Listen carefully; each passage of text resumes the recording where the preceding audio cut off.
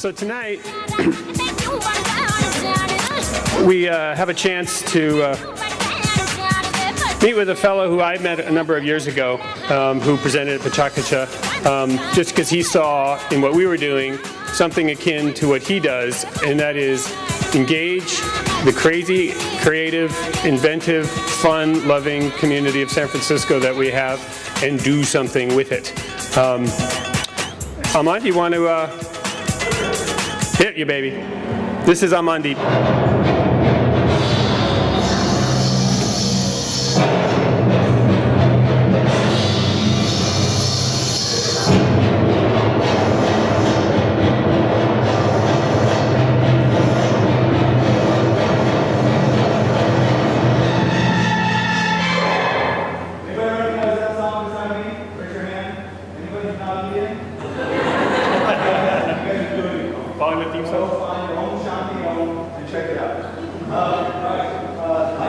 Here you go. I'm gonna stand up higher. Go. Hi. My name's Amandeep Jawa, and I was about 13 when I discovered I wasn't actually white. I looked something like that. I think that was 1982. Yeah, you would think I would have figured it out by then at the latest. So we'll back up a little bit. This talk is going to be about me, my favorite subject. I am a bit of a megalomaniac.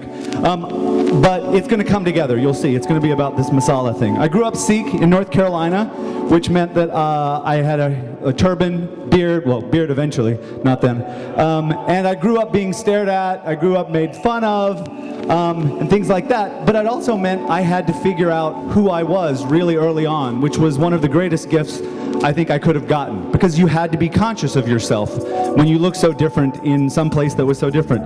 And this is the moment when I realized I wasn't white. 1982, Thriller. I was a huge fan of Billie Jean, and I suddenly realized I'm not supposed to like Billie Jean because I'm not black. And then I was like, because I'm white, I'm supposed to like white music. And then I was like, holy crap. There was a whole bunch of holy craps attached to that. I was supposed to like white music, I was white. You know, in North Carolina, you were either white or you black. So this led me into my difficult teen years, which was just pictured, and I picked a truly unflattering slide, which my mom would be very mad at me for because she says I looked much better with a turban.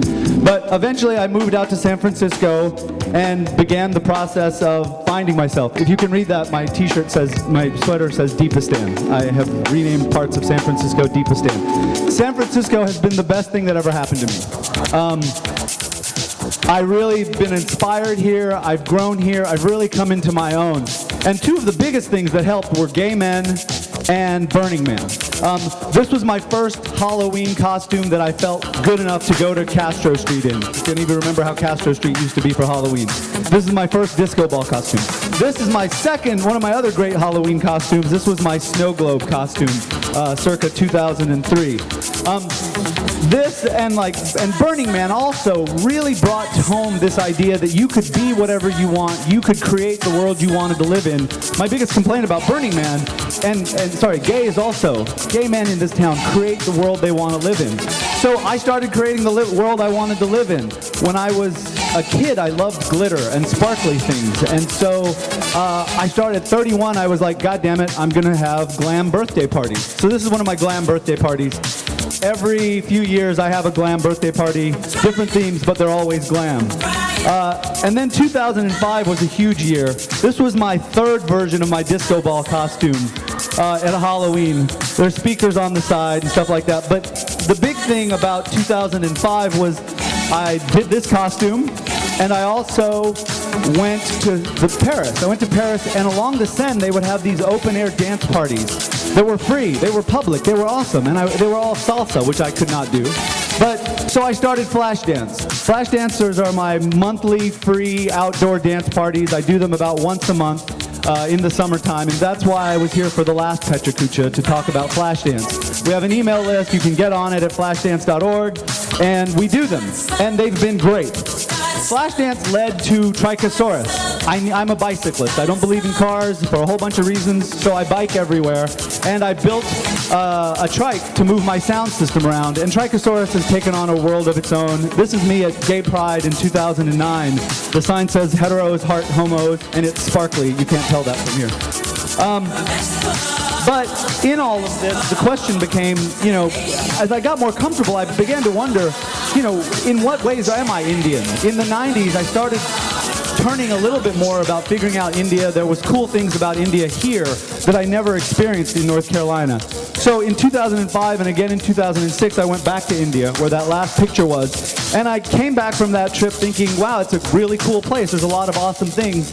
There's very little of me that has anything to do with India. So I left India thinking there was less of me that was Indian than I thought. But I came back and this happened.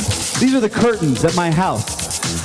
My interior decorator demanded that we go to a sari shop to buy curtain material. And so we did. This is just going to be filler, other Halloween costumes. So we did, and I suddenly discovered, oh my God, saris. Bright colors, sparkly. Holy crap, I'm Indian. I love saris, and it explains so much about me. So what I have learned in this time is that there's a lot of great Indian things that are sort of percolating through me. I'm not very Indian. I call myself a poser Indian, but yet there are parts of the culture that are undeniable. This is my parklet in front of my house. Trixie, my little dinosaur. I have continued to do my own thing in my life without really focusing on what is Indian. Things like Trixie, things like my last disco ball costume that was 5.0. And the next one is my Glamasaur, again, sparkly. This is a Halloween costume from 2 years ago. But, thank you, I love you. But, I've started to become more clear on the little parts of my life that are Indian. Cooking, chai, love chai, thank you for the chai back there. Bollywood music, I dress Indian whenever I can, especially when I'm feeling formal, because I don't own any ties, or when I'm feeling particularly celebratory, then I sort of wear like sparkly and Indian. A friend of mine calls it my galactic Indian cowboy look, which should have been the title for this talk, come to think of it. But now I realize that there is place for Indian, tiny bits of Indian in my life. This was my last Halloween costume. You may recognize Ganesh, you may not. It'll get better over time. It was a 1.0.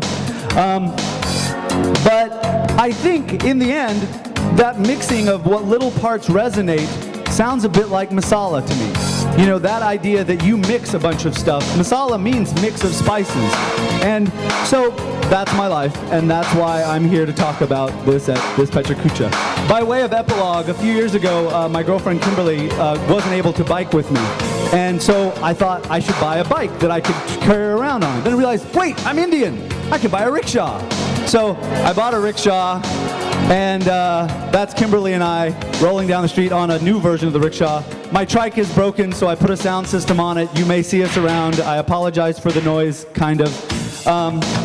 And my final note is we're getting married. We're getting married. Thank you. We're getting married this August 5th. Write it down. You'll see why. We're getting married this August, and we're going to have a flash dance out at the pier. So it's going to be open to everyone for the dance part of the wedding. And then the next day, on Sunday, August 5th, we're going to get married. We're going to actually have the marriage ceremony in front of my house, open to everyone.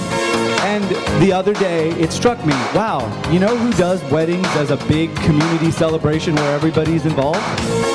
Ta-da!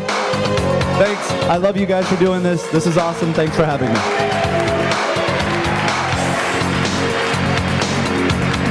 Now you see why PechaKucha loves deep.